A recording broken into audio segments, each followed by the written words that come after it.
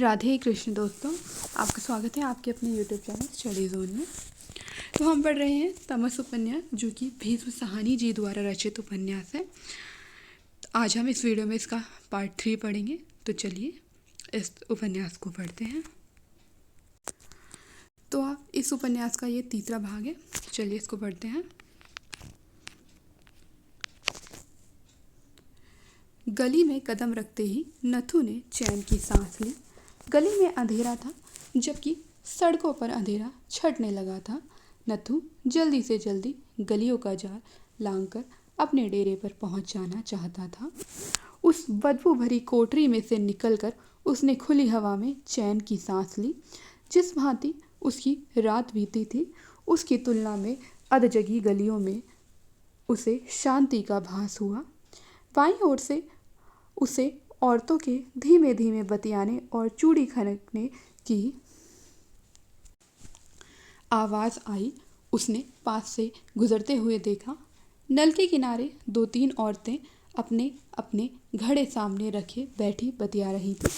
नल में अभी पानी नहीं आया था। नत्थु को यह भी भला लगा। कुछ कदम आगे बढ़ने पर उसके पैर को ठोकर लगी। उसे लगा जैसे उसके पाँव से टकराकर कोई चीज़ बिखर गई है। फिर वह समझ गया और समझते ही उसका शरीर झंझना उठा। एक घर के सामने कोई औरत टोना कर गई थी। कुछ थिगलियों में लिपटे कंकड़ और गुथे आटे का पुतला और उसमें खोसी हुई लकड़ी की खपचियाँ थीं। कोई बदनसीब औरत अपना क्लेश किसी दूसरे के घर पर डालने के लिए टोना कर गई थी। नथु ने इसे अपने लिए अपशगुन समझा। ऐसी रात बिताने के बाद टोने पर पैर आ जाने पर गहरी खींच उठी, पर दूसरे ही क्षण वह संभल गया।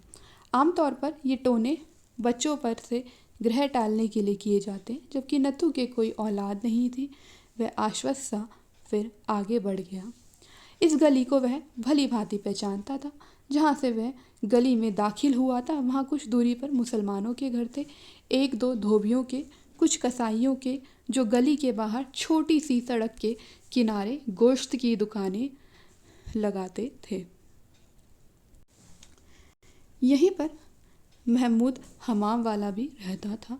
आगे चलकर कुछ घर हिंदुओं और सिखों के पड़ते थे और गली के अगले छोर तक पहुँचते पहुँचते फिर मुसलमान शेखों के घर शुरू हो जाते थे। एक घर के अंदर से गुजरते हुए उसे अंदर से किसी बूढ़े की आवाज़ आई, या अल्लाह, कुल दी खैर, कुल दा भला। बूढ़ा जागकर सभी के कुल की दुआ कर रहा था। फिर उसके खंखारने और अंगड़ाई लेकर उठने की आवाज़ आई। लोग जाग रहे थे। वह कुछ ही कदम आगे बढ़ा होगा कि उसका दायां पैर फिर किसी लसलसी चीज़ में धंस गया और वह गिरते गिरते बचा। साथ ही गोबर की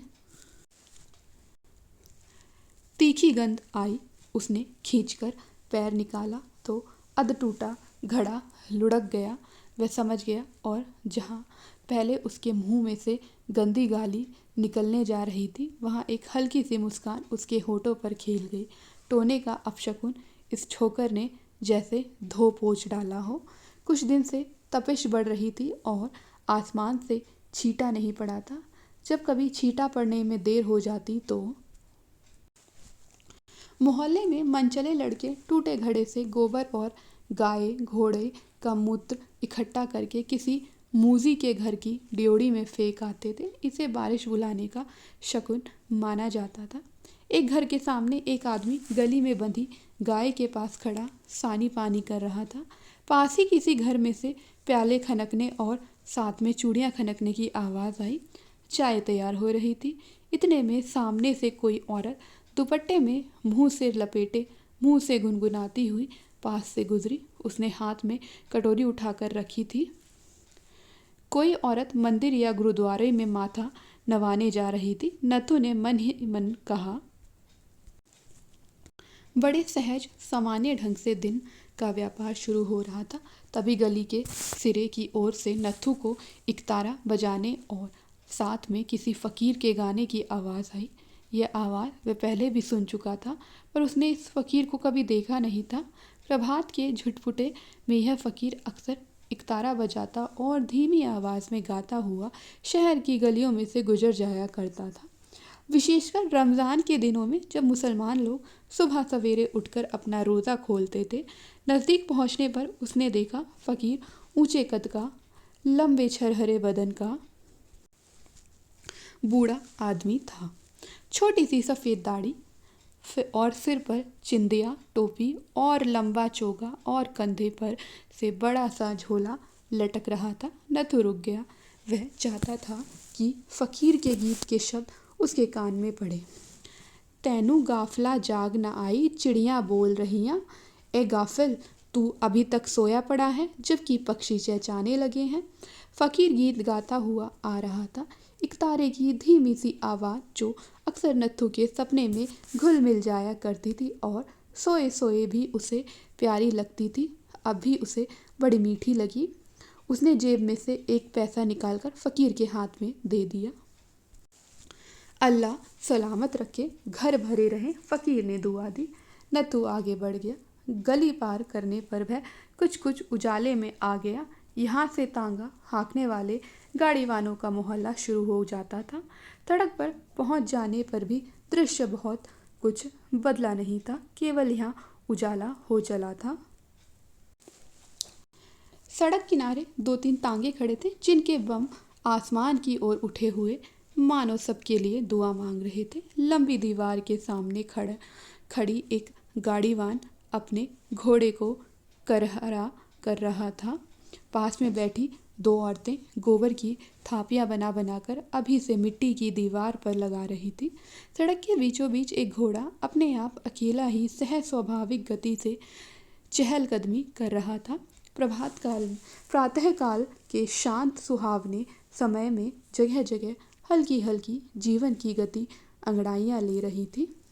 नत्थू को लगा जैसे वह टहलने निकला है। वह नहीं चाहता था कि कोई उसे देखे या पहचाने, पर साथ ही साथ उसके मन की अपनी बड़बड़ाहट बहुत कुछ दूर हो चुकी थी और वह स्वयं चहलकदमी सी करता हुआ एक मोहल्ले से दूसरे मोहल्ले में जा रहा था। सहसा उसे ख्याल आया, छकड़ा कहाँ तक पहुँचा होगा, वह किस ओर जा रहा होगा। बड़ा असंगत सा सवाल था, पर ख्याल आते ही अनायास ही उसके कदम तेज हो गए। क्या वह दूर छावनी में पहुंच चुका होगा? संभव है सलोत्री के अस्पताल के सामने इस वक्त खड़ा होगा। नत्थू के मुंह से गाली निकली, क्या दिन के वक्त सूअर को नहीं मारा जा सकता था? सलोत्री को मरे हुए सूअर की क्या ज़रूरत पड़ गई? ज़रूर कहीं सूअर का मांस बेचने के लिए उसे मरवाया गया होगा। रात का व्यापार याद करके उसके बदन में सिहरन सी हुई। उसने बड़ी भौड़ी रात काटी थी। पसीना, सूअर की बू, बंद कोठरी, सूअर की हुंकारे। 3 बार सूअर ने अपनी थूथनी से उसके पैर चाटे थे और उसकी चमड़ी ही पैरों पर से नोच डाली थी। सूअर के मरने तक नत्थू स्वयं अधभरा सा हो चुका था। भाड़ में जाए मुराद अली, जहाँ नत्थू का मन आएगा वहीं घूमेगा। उसने जेब पर हाथ लगाकर फिर से नोट की चरमराहट सुन ली। हमें क्या, हमने अपने पैसे खरे कर लिए हैं। चरनी के पास पहुंचकर वह दाएं हाथ घूम गया। तभी दूर शेखों के बाग की घड़ी की आवाज़ सुनाई दी। शायद 4 का घंटा बजा रही थी। इस वक्त उसकी आवाज़ इतनी साफ सुनाई दे रही थी, दिन के वक्त कभी सुन नहीं पड़ती थी। शहर के शोर में खो जाती थी। इस वक्त तो लगता आसमान के रास्ते आकर उसके कानों में पड़ रही थी। कुछ ही क्षण बाद दूर शहर के बीचों बीच ऊंचे टीले पर बने शिवालय पर से मंदिर की घंटियों की आवाज़ आई। आवाज़ें बढ़ रही थी। जगह जगह घरों के दरवाजे खुल रहे थे। कुछ लोग खंखारते अपनी छड़ियाँ सड़क पर पटपटाते घूमने जा रहे थे। एक बकरवाहा अपनी 3-4 बकरियाँ लिए बकरियों का दूध बेचने निकल पड़ा था। नत्थू के कदम फिर शिथिल पड़ गए। उसे सुबह की शीतल सुहावनी हवा में घूमने में मज़ा आ रहा था। अब वह गाड़ीवानों का मोहल्ला लांग आया था और इमाम दीन के मोहल्ले के बाहर कमेटी के बड़े मैदान के किनारे रेलिंग के साथ साथ चलता जा रहा था। दाएं हाथ रेलिंग के पार ढलान थी और ढलान उतरकर बहुत बड़ा मैदान शुरू हो जाता था। इस मैदान में हर आए दिन कुछ ना कुछ होता रहता था। जाड़ों में हर इतवार को यहाँ कुत्तों की लड़ाई हुआ करती थी। लोग शर्तें बांधते थे। जख्मी कुत्ता मैदान में से भागने की कोशिश करता तो चारों ओर खड़ी भीड़ उसे भागने नहीं देती थी। यहीं पर इसी मैदान में नेज़ाबाजी हुआ करती थी। हज़ारों का जमावत होता था। यहीं पर बाहर से आने वाले सर्कस लगा करते थे। ताराबाई का सर्कस और परशुराम का सर्कस यहीं पर बैसाखी का ढोल बजा करता था और दंगल हुआ करता था। यहीं पर अब सियासी जलसे होने लगे थे। अब आए दिन जलसे होते थे। इस मैदान में मुस्लिम लीग के जलसे होते थे और बेलचा पार्टी के भी, जबकि कांग्रेस के जलसे यहाँ से दूर अनाज मंडी के पास छते हुए मैदान में होते थे। उसने जेब में से बीड़ी निकाली और ठंडी ठंडी रेलिंग पर बैठकर बीड़ी के कस लगाने लगा। तभी इमामदीन के मोहल्ले के पीछे से मस्जिद में से अजान पढ़ने की आवाज़ आई। प्रभात का अंधेरा एक और परत छनकर गिर गया था और आसपास के घर कुछ कुछ साफ नजर आने लगे थे। नत्थू रेलिंग पर से उतर आया और बीड़ी बुझा दी और फिर से इमामदीन के मोहल्ले की गलियों का रुख किया। उसे सहसा याद हो आया था कि मुराद अली इसी कमेटी के मैदान के एक और कहीं रहता था। उसे यकीनी तौर पर तो मालूम नहीं था, लेकिन उसने दो एक बार मुराद अली को उस ओर से आते देखा था। यूँ तो मुराद अली शहर भर में घूमता था, अपनी पतली सी छड़ी उठाए सड़कों के बीचों बीच चलता, कभी किसी मोहल्ले में तो कभी किसी मोहल्ले में नज़र आया करता था। उसकी घनी काली मूँछों के बीच कभी भी उसके दांत नज़र नहीं आते थे। हंसता भी तब भी नज़र नहीं आते थे, केवल बाँछें खिल जाती थी और उसके गोल मटोल चेहरे में आंखें, छोटी छोटी पैनी आंखें सांप की आंखों की तरह चमकती रहती थी। क्या मालूम यही कहीं फिर से नज़र आ जाए। यहाँ से चल देना ही बेहतर है, अगर कहीं उसने देख लिया तो बिगड़ेगा। उसने नत्थू से ताकीद की थी कि सुअर की लाश उठवा देने के बाद वह उसी कोठरी में मुराद अली का इंतज़ार करे, पर नत्थू वहाँ से भाग आया था। सुअर कटाई के पैसे मिल गए थे तो क्यों वहाँ कचरे और बू में पड़ा रहता। नत्थू एक संकरी गली में दाखिल हो गया और कुछ दूर जाकर दाएं हाथ को एक दूसरी गली में मुड़ गया, जो बल खाती हुई उत्तर की ओर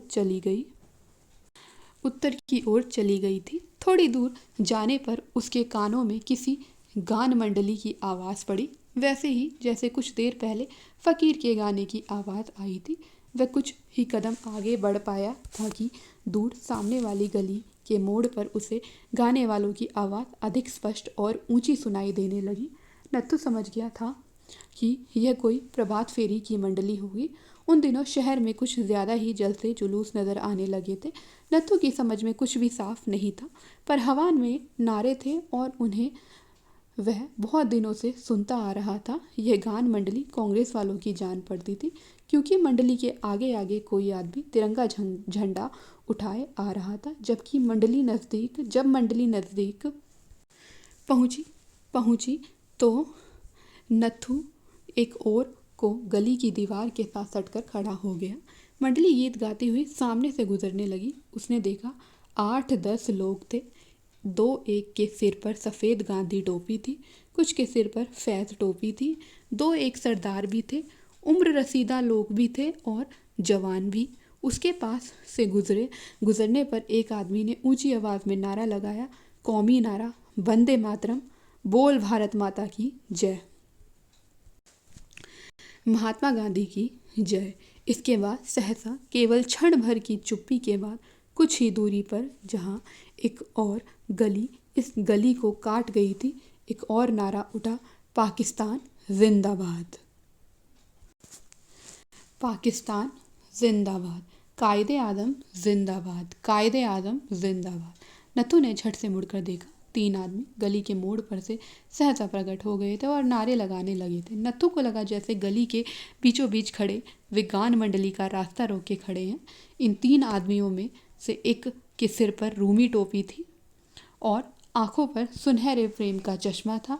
वह आदमी गली के बीचों बीच खड़ा मंडली को ललकारता हुआ सा बोल रहा था, कांग्रेस हिंदुओं की जमात है, इसके साथ मुसलमानों का कोई वास्ता नहीं है। इसका जवाब मंडली की ओर से एक बड़ी उम्र के आदमी ने दिया। कांग्रेस सबकी जमात है, हिंदुओं की, सिखों की, मुसलमानों की। आप अच्छी तरह जानते हैं महमूद साहिब, आप भी पहले हमारे साथ ही थे। और उस वयोवृद्ध ने आगे बढ़कर रूमी टोपी वाले आदमी को बाहों में भर लिया। मंडली में से कुछ लोग हंसने लगे। रूमी टोपी वाले ने अपने को बाहों में से अलग करते हुए कहा, यह सब हिंदुओं की चालाकी है बख्शी जी, हम सब जानते हैं। आप चाहें जो कहें, कांग्रेस हिंदुओं की जमात है, कांग्रेस हिंदुओं की जमात है। और मुस्लिम लीग मुसलमानों की, कांग्रेस मुसलमानों की रहनुमाई नहीं कर सकती। दोनों मंडलियां एक दूसरे के सामने खड़ी थी। लोग बतिया भी रहे थे और एक दूसरे पर चिल्ला भी रहे थे। वयोवृद्ध कांग्रेसी कह रहा था, वे देख लो, सिख भी हैं, हिंदू भी हैं, मुसलमान भी हैं। वे अजीज सामने खड़ा है, हकीम जी खड़े हैं। अजीज और हकीम हिंदुओं के कुत्ते हैं, हमें हिंदुओं से नफरत नहीं, इनके कुत्तों से नफरत है। उसने इतने गुस्से से कहा कि कांग्रेस मंडली के दोनों मुसलमान खिसिया गए। मौलाना आज़ाद क्या हिंदू हैं या मुसलमान? वयोवृद्ध ने कहा, वह तो कांग्रेस का प्रेसिडेंट है। मौलाना आज़ाद हिंदुओं का सबसे बड़ा कुत्ता है, गांधी के पीछे दुम हिलाता फिरता है, जैसे ये कुत्ते आपके पीछे दुम हिलाते फिरते हैं। इस पर वयोवृद्ध बड़े धीरज से बोले, आज़ादी सबके लिए है, सारे हिंदुस्तान के लिए है। हिंदुस्तान की आज़ादी हिंदुओं के लिए होगी। आज़ाद पाकिस्तान में ही मुसलमान आज़ाद होंगे। तभी गान मंडली में से एक दुबला पतला सरदार मैले कुचेले कपड़े पहने और बगल में बेत दावे हुए आगे बढ़ आया और चिल्लाकर बोला, पाकिस्तान मेरी लाश पर। इस पर कांग्रेस मंडली के लोग हंसने लगे। चुप ओए चुप, किसी ने उसे चुप कराने को कहा। नथु को भी उसकी तीखी खरज आवाज़ सुनकर अटपटा लगा था। लोगों को हंसता देखकर उसने समझ लिया कि यह कोई संघी आदमी होगा, पर वह बोले जा रहा था, गांधी जी का फरमान है कि पाकिस्तान उनकी लाश पर बनेगा, मैं भी पाकिस्तान नहीं बनने दूँ। लोग फिर हंसने लगे। गुस्सा थूक दो जर्नैल, बस बस जर्नैल, कभी चुप भी रहा कर, बख्शी जी ने कहा। इस पर जर्नैल बिगड़ गया। मुझे कोई चुप नहीं करा सकता, मैं नेताजी सुभाष बोस की फ़ौज का आदमी हूँ, मैं सबको जानता हूँ, आपको भी जानता हूँ। लोग हंसने लगे। पर जब गान मंडली आगे बढ़ने लगी तो रूमी टोपी वाले ने रास्ता रोक लिया। आप इधर से मत जाइए, यह मुसलमानों का मोहल्ला है। क्यों? वयोवृद्ध बोला, आप सारे शहर में पाकिस्तान के नारे लगाते हैं, कोई आपको रोकता है? और हम तो सिर्फ हुब्बुल वतनी के गीत गा रहे हैं। इस पर रूमी टोपी वाला कुछ पिघल सा गया, पर बोला, आप लोग जाना चाहते हैं तो जाइए, लेकिन हम इन कुत्तों को तो अपने मोहल्ले में नहीं घुसने देंगे। और उसने फिर दोनों बाह फैला दी, मानो गली का रास्ता फिर से रोक रहा हो। तभी नत्थू ने देखा रूमी टोपी वाले से थोड़ा हटकर पीछे की ओर